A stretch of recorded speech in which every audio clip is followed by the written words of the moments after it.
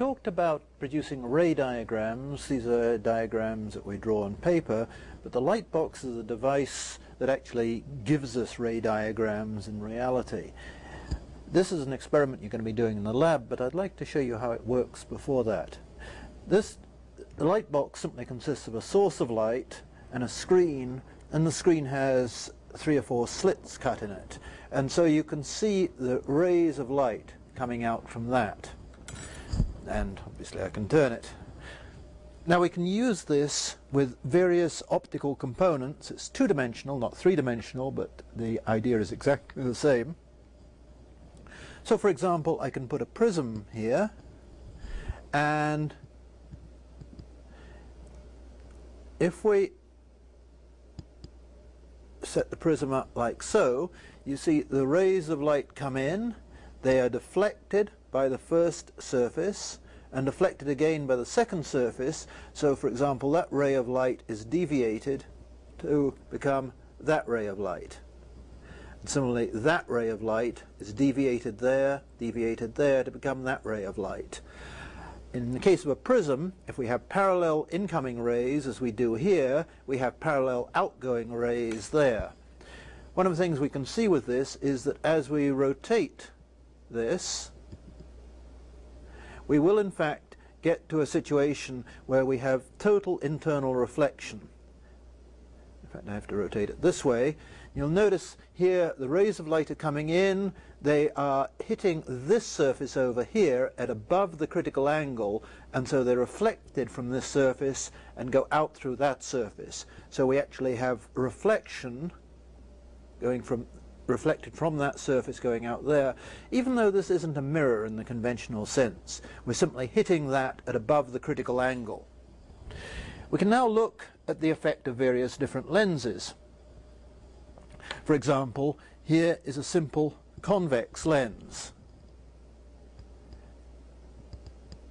And what you see is that as we need a little bit of adjustment, the rays of light come in parallel, they are deflected, and they are focused at a point over there.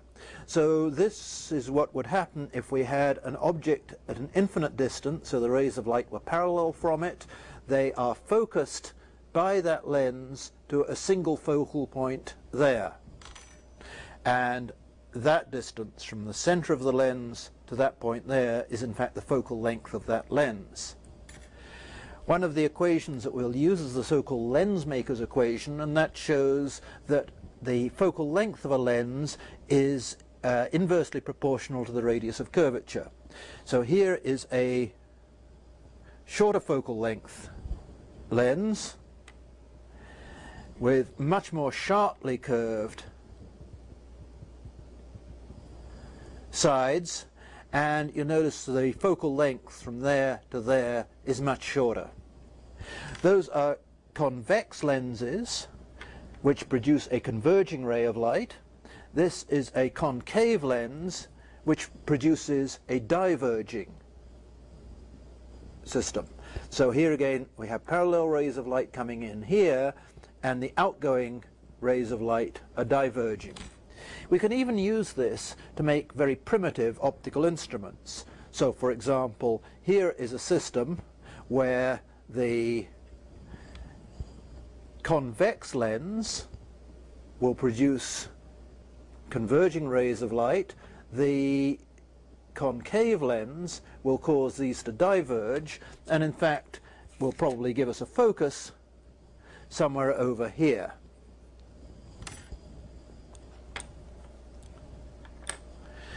Finally, this is just to make the point that it doesn't really matter how the curvatures combine. This is a case where we have one surface of the lens which is flat and one which is semicircular. And again, the rays of light come in parallel there, they're focused there, and they give you a single, quite sharp focus at that point. Part of the reason for showing you this one is because if I flip this lens round, you'll notice that in fact the rays of light don't come to a focus at a single point. In fact, I have one focus there and one focus there. This is because this does not happen for simple lenses. This lens is in fact rather more complicated. It's not a thin lens in the technical sense of the word, and what we're seeing here is an effect that's actually known as spherical aberration. It's a fault with all lenses, but in fact it becomes more extreme the larger the shorter the focal length of the lens and the larger the curvature of the lens.